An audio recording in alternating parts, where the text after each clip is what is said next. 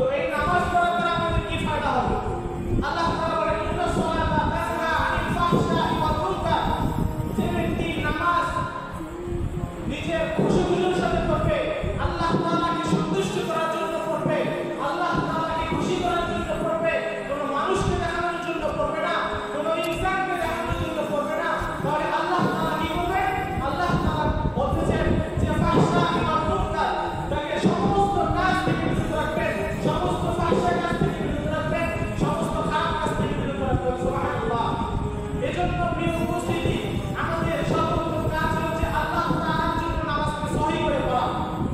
আল্লাহ তাআলা যদি খুশি হন, তাহলে আজকে আমরা দুনিয়ার মধ্যে যত পাপ কাজ করেছে, জিনা করা, ব্যভিচার করা, অন্যের ব্যাপারে গীবত করা, অন্যের নামে দোষারোপ করা, এই সমস্ত কাজ থেকে আমরা বেঁচে থাকতে পারবো। এজন্য আমাদের সর্বপ্রথম কাজ হচ্ছে যে আল্লাহ তাআলার জন্যই নামাজ পড়া, কোনো মানুষকে দেখানোর জন্য নামাজ পড়া না। আল্লাহ তাআলা দুনিয়ার বুকে যত মানুষ সৃষ্টি করেছেন, তো এক সময় কিয়ামত সংঘটিত হয়ে যাবে। তো আল্লাহ তাআলা তিন ব্যক্তির দ্বারা কিয়ামতকে অর্থাৎ জাহান্নামকে উৎপাদন করবেন। তো প্রথম ব্যক্তি এই ছিল যে ব্যক্তি দুনিয়ার বুকে আলেম হয়েছে, কিন্তু সেটা মানুষকে দেখানোর জন্য, হাফেজ হয়েছে সেটা মানুষকে দেখানোর জন্য, আলেম হয়েছে, মাওলানা হয়েছে, মুফতি হয়েছে মানুষকে দেখানোর জন্য। তো আল্লাহ তাআলা বলবেন কিয়ামতের মাঠে, তুমি যে এত ইলম অর্জন করেছো, তুমি যে দুনিয়ার বুকে এত জ্ঞান অর্জন করেছো, হাফেজ হয়েছো, মাওলানা হয়েছো, এত কষ্ট করেছো, এত কষ্ট করে কুরবানি করেছো, সমস্ত কিছু কুরবানি করেছো, কিন্তু এর পিছনে তোমার মাকসাদ কি ছিল? তখন ওই আলেম বলবে যে হে আল্লাহ, আমি এত কিছু হয়েছি, আমার এর পিছনে মাকসাদ ছিল যে আপনাকে খুশি করা, আপনাকে খুশি করা, যাতে আপনি আমাকে জান্নাতের মধ্যে প্রবেশ করা। তখন আল্লাহ তাআলা হুকুমের সঙ্গে বলবেন যে তুমি মিথ্যা বলছো, তুমি দুনিয়ার বুকে এই জন্যই আলেম হয়েছো, তুমি দুনিয়ার বুকে এই জন্যই মুফতি হয়েছো, এই জন্যই মাওলানা হয়েছো, যাতে মানুষ তোমাকে বলে যে তুমি একটা মাওলানা, তুমি জ্ঞানী, এজন্যই তুমি দুনিয়ার বুকে এত জ্ঞান অর্জন করেছো। কিন্তু দুনিয়ার বুকে মানুষরা তোমাকে এনে বলেই দিয়েছে, এখন আমার কাছে তো কোনো পাওয়া নেই। অতএব এরপর আল্লাহ তাআলা ওই ফেরেশতাদেরকে ডেকে বলবেন যে হে আমার ফেরেশতারা, এই ব্যক্তি আমাকে দেখানোর জন্য আলেম হয়নি, এই ব্যক্তি মানুষকে দেখানোর জন্য আলেম হয়েছে, এই ব্যক্তি মানুষকে খুশি করার জন্য আলেম হয়েছে। আমি তার আমল, আমি তার সমস্ত কিছু, তার নামাজ বন্দেগী কিছুই কবুল করিনি, তোমরা তাকে জিন্দির মধ্যে কবরের মধ্যে জাহান্নামের মধ্যে টানতে টানতে নিয়ে যাও। নাউজুবিল্লাহ। তো ভাই, এর দ্বারা আমাদের শিক্ষা কি? এর দ্বারা আমাদের শিক্ষা হচ্ছে যে আমরা দুনিয়ার মধ্যে যত ইলম অর্জন করবো, আমরা দুনিয়ার মধ্যে যত ইলম অর্জন করবো, কোরআনের ইলম অর্জন করবো, সেটা একমাত্র আল্লাহ তাআলার জন্যই হতে হবে। যদি আল্লাহ তাআলার জন্যই হতে হবে, যদি আল্লাহ তাআলার জন্য ইলম অর্জন শেখা হয়, তাহলে আল্লাহ তাআলার কাছে আমরা মুক্তি পেয়ে যাবো। এরপর আল্লাহ তাআলা আমাদেরকে জান্নাতের মধ্যে প্রবেশ করাবেন। পক্ষান্তরে যদি আমরা আল্লাহ তাআলাকে খুশি করার জন্য না করি, মানুষকে দেখানোর জন্য করি নামাজ বন্দেগী, মানুষকে দেখানোর জন্য ইলম অর্জন করি, মানুষকে দেখানোর জন্য রোজা আদায় করি, মানুষকে দেখানোর জন্য যদি হজ পালন করি, তো আল্লাহ তাআলা আমার একটা আমলও কবুল করে নিয়ে নেবেন না। এজন্য ভাই, আমাদেরকে যেহেতু নামাজ পড়তেই হবে, তো এই নামাজটা আল্লাহ তাআলার জন্য হলেই হবে। এই নামাজটা যদি আমরা আল্লাহ তাআলার জন্যই করি, তো আল্লাহ তাআলা খুশি হয়ে যাবে। তো এরপর দ্বিতীয় নম্বর ব্যক্তি হচ্ছে যে ব্যক্তি দুনিয়ার বুকে শহীদ হয়েছিল মানুষকে দেখানোর জন্য, যে ব্যক্তি দুনিয়ার বুকে হুঙ্কার দিয়ে কথা বলতো, ইসলামের জন্য কথা বলতো, মানুষকে দেখানোর জন্য। তো আল্লাহ তাআলা এই ব্যক্তি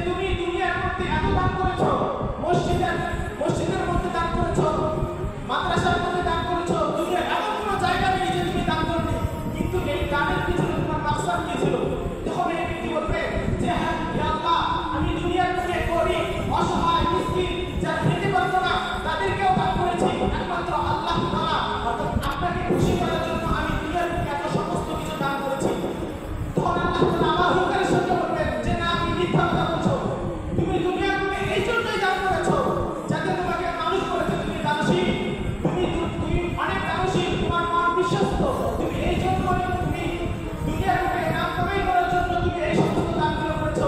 কিন্তু আমি আল্লাহ তাআলা তা কখনোই কবুল করে নিইনি, কারণ আমি আল্লাহ রাব্বুল আলামিন যখন আমাকে খুশি করার জন্য কোনো ব্যক্তি আমাকে খুশি করার জন্য যদি আমার কোনো বান্দা আমার যত হুকুমাত রয়েছে সমস্ত কিছু যদি আমল করে, তাহলে আমি আল্লাহ তাআলা খুশি হয়ে যাই। পক্ষান্তরে যদি আমাকে খুশি না করার জন্য করে থাকে, মানুষকে খুশি করার জন্য করে, তাহলে আমি আল্লাহ তাআলা কবুল করে নিই না। এরপর আল্লাহ তাআলা ফেরেশতাদেরকে আমাকে ডেকে বলবেন যে আমার ফেরেশতারা এই ব্যক্তি দুনিয়ার বুকে এই জন্য দান করেছিল যে এই ব্যক্তিকে যেন মানুষ করে তুমি দানশীল, তুমি আজকে থেকে টানতে টানতে জাহান্নামের মধ্যে নিয়ে যাও। এজন্য সম্মানিত প্রিয় মুহতারাম মুআজ্জাজ, আমাদের সমস্ত কাজ করতে হবে আল্লাহ তাআলার জন্য, আমাকে রোজা রাখতে হবে আল্লাহ তাআলার জন্য, আমাকে হজ পালন করতে হবে আল্লাহ তাআলার জন্য, আমাকে কুরবানি করতে হবে আল্লাহ তাআলার জন্য। সমস্ত কাজ যদি আমরা আল্লাহ তাআলাকে খুশি করার জন্য করি, তাহলে আল্লাহ তাআলা নিশ্চয়ই আমাদের উপর সন্তুষ্ট হয়ে যাবে।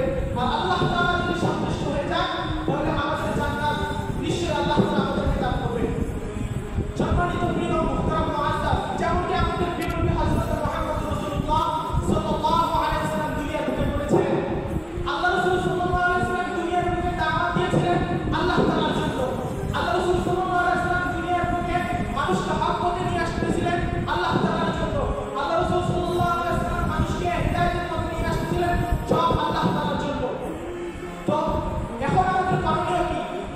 আমাদের পিছনের জিন্দেগি আমরা গুনাহ করতে করতে অনেক আসমান পরিমাণ করে ফেলেছি। তো এখন আমাদের করণীয় কি? এখন আমাদের করণীয় হয়েছে যে আমরা যেহেতু গুনাহ করতে লিপ্ত হয়ে গিয়েছি, এজন্য আর পিছনের দিকে তাকালে চলবে না। আমাদের সামনের জিন্দেগিটাকে কেমন করে ভালো করতে হয়, আমাদের সামনের জিন্দেগিটাকে কেমন করে আল্লাহ তাআলার জন্য করতে হয়, এই চিন্তা ফিকির করতে হবে। তো এর জন্য সর্বপ্রথম আমাদের কাজ হচ্ছে যে তওবা করা। তো তওবা, অনেকেই তওবা করে কিন্তু তওবার মধ্যে তারা সঠিক পথে ফিরে আসতে পারে না, কারণ একটাই তাদের উদ্দেশ্য হচ্ছে তারা সহিষ্ণুভাবে তওবা করতে পারে না, তারা মানুষকে দেখানোর জন্য তওবা করে। আমরা যদি তওবাটা এমন ভাবে করি যেমনটি হযরত মূসা আলাইহিস সালামের জামানায় একজন বেঈমান নাস্তিক করেছিল। তো হযরত মূসা আলাইহিস সালামের জামানায় একজন বেঈমান ছিল, যেনার কারণে এলাকাবাসী শান্তিতে বসবাস করতে পারতেন না, যেনার কারণে নিজেদের মেয়েদেরকে বাইরে পর্যন্ত বের করতে পারতেন না। তাদের মনে এই ধারণা ছিল যেন আমার মেয়েকে যদি আমি বের করি, হয়তোবা আমার ওই বেঈমান নাস্তিক আমার মেয়েকে জেনা করতে হবে। সে এমনটাই পাপী ব্যক্তি ছিলেন। তিনি কি করতেন? মানুষের ধন সম্পদ তুলে নিতেন, মানুষদের সাথে অত্যাচার করতেন, মানুষকে গালি দিতেন।